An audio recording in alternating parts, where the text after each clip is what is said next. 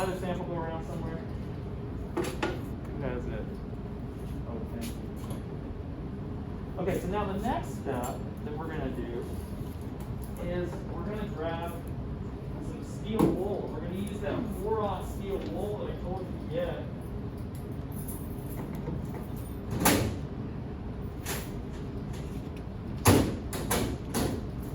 Right, so you were to get a package of this 4-aught that's on your supply list. And we don't need a full chunk, like we just need a little bit. So I'm just going to tear off a little bit of that. And then I'm going to kind of wad that up. And then I get to play, right? I get to decide how I want this to look. Now some of you may say, oh, I want there to be like a focal point in the middle where we see like light, right? Or we see more copper poking through. And then I want it to kind of radiate out. So we might just start in the middle by rubbing a little bit of that patina away on the surface. So once you think about patina, almost like, see how we get this light there in the middle, right? Or I'm lightening that up a little bit. So you might consider patina to be like charcoal when you're drawing, right? Like you can use it as a reverse kind of shading technique where you're removing material like you would with an eraser, right? To bring out highlights. You decide how you want this to be. I'm actually going to wind up coming back and just hitting a whole surface, but I want to show you what it looks like when I get a consistent surface across here.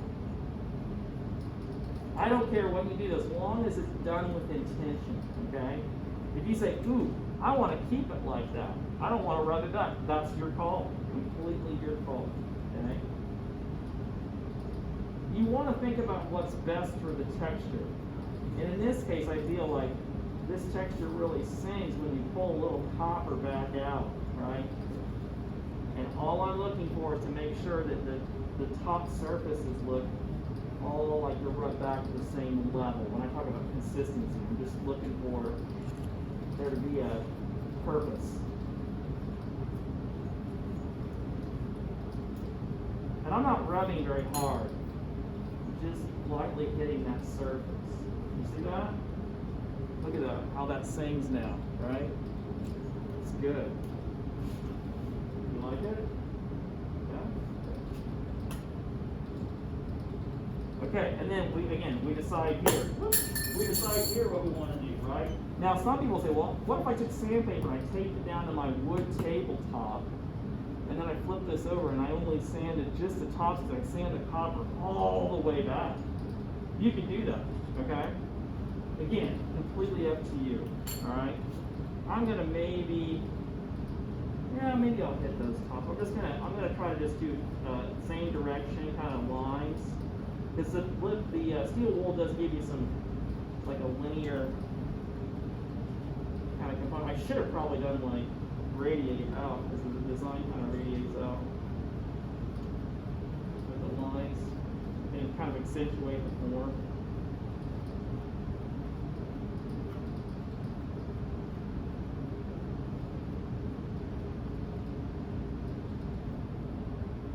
To blow on that. Blow that off. Again, you can use the air hose.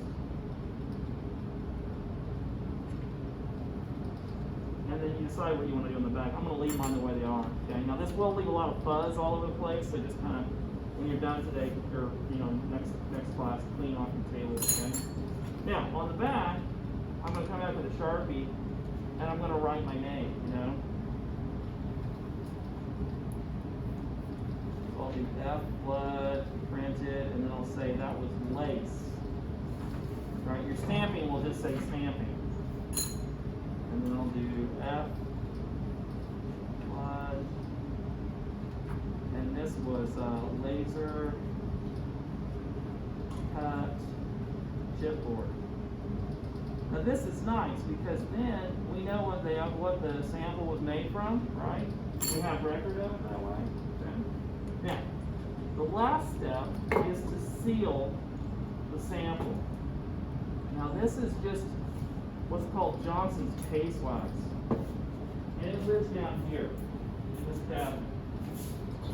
flammable kit. There's usually a little container of this Johnson Space Wax, and I love the smell of this stuff. It's so good. And some of you, if you've done work, maybe, well, probably over an industrial line, I'm sure they probably use this, but they'll use a wax called Renaissance wax. You ever use that? White wax, kind of expensive. Anyway, it's great, but I usually don't, I save that for pieces and not for samples, okay? Because it's kind of expensive.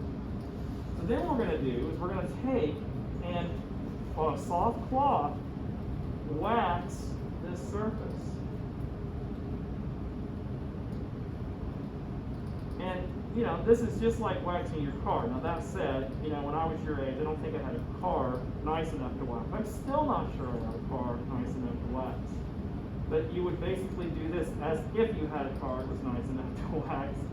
You would apply a coat of this. You see it kind of it looks wet when it goes on.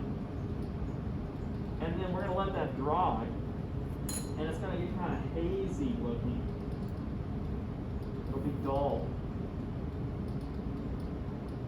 And you don't want to wait too long, but you also don't want to do it too early. So we just make sure that this gets coated all the way around. So this is going to protect, this is going to seal the sample.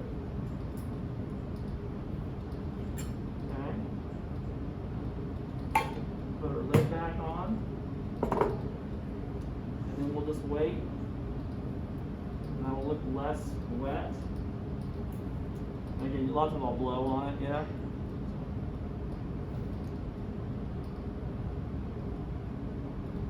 Pretty good.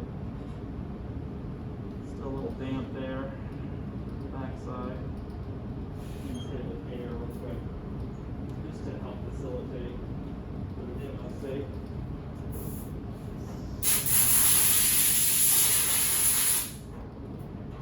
Alright, now once that's dry, we'll come back with a different part of the rag. Now, I like to use my t-shirt, like something that's really soft, okay?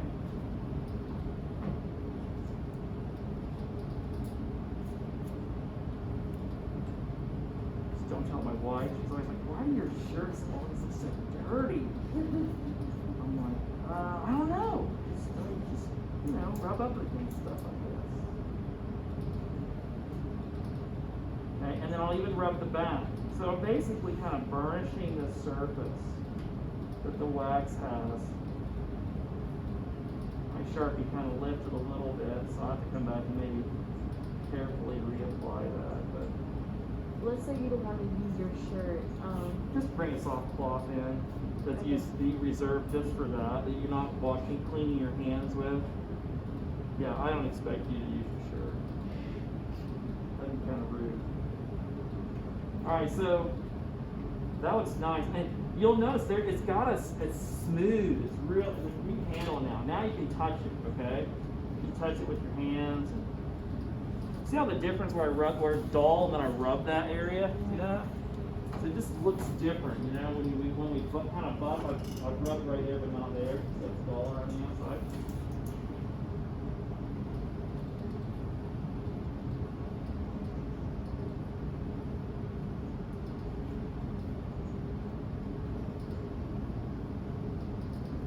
This is why I can't have anything nice.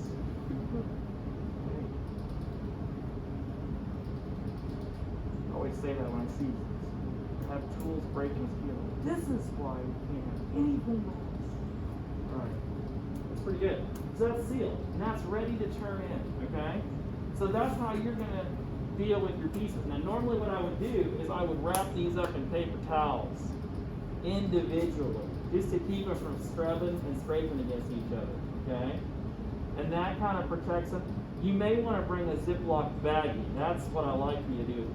Wrap them in paper towels, or even a paper towel from home, because even our paper towels are kind of rough. They're kind of coarse, like sandpaper. Wrap them in paper towel, put them in a Ziploc baggie so you can seal them away from the air, and you can write your name on a piece of tape, put it on a Ziploc baggie, and then we'll turn those in, okay? All right.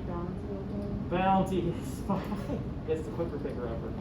Sorry, yeah, that's good. I use badge because of the teacher. No, that's fine. So I'm not gonna give us a due date on this yet. Okay, I just want you to know what the steps are, And I want you to start today stamping and roller printing, okay? So we'll have some time here in a little bit, just to begin the class, okay?